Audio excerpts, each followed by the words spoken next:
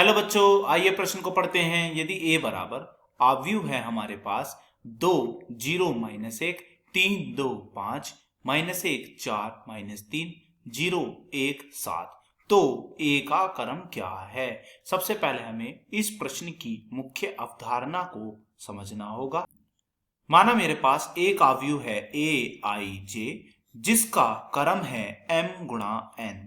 यहाँ पर m क्या है? m है यहाँ पर पंक्तियों की संख्या।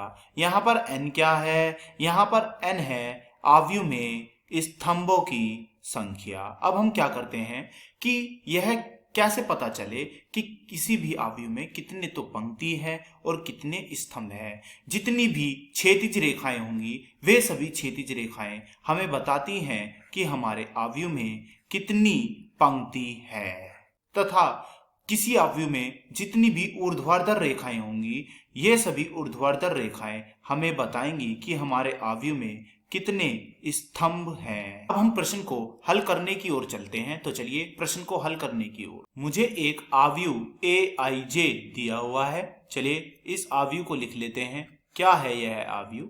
यह आव्यूह है 2 0 माइनस 1 3 2 5 2 0 माइनस 1 3 2 5 3 2 5। फिर और क्या दिया हुआ है? फिर है -1 4 -3 और 0 1 7 -1 4 -3 0 1 7। अब हम यहां से कितनी क्षैतिज रेखाएं खींच सकते हैं? एक क्षैतिज रेखा, दूसरी क्षैतिज रेखा, तीसरी क्षैतिज रेखा, चौथी क्षैतिज रेखा। तो हम यहाँ पर 4 क्षैतिज रेखाएं खींच सकते हैं और क्षैतिज रेखाओं की संख्याओं को बोलते हैं m, यानी कि पंक्ति। अब हम यहाँ देखेंगे कि हम कितनी ऊर्ध्वाधर रेखाएं खींच सकते हैं।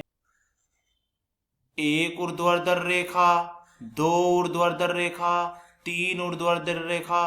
तो हम यहाँ पर n बराबर 3 ऊर्ध्वाधर रेखा खींच सकते हैं, अर्थात यहाँ पर 3 स्तंभ होंगे। तो हम कह सकते हैं कि इस आव्यूह का जो क्रम होगा वह कितना होगा। हम जानते हैं क्रम होता है किसी भी आव्यूह का m गुणे n। तो यहाँ पर 4 तो पंक्ति हुई गुणे 3 इसका स्तंभ हुआ। आशा करता हूं यह प्रश्न आपको समझ में आया होगा। धन्यवाद।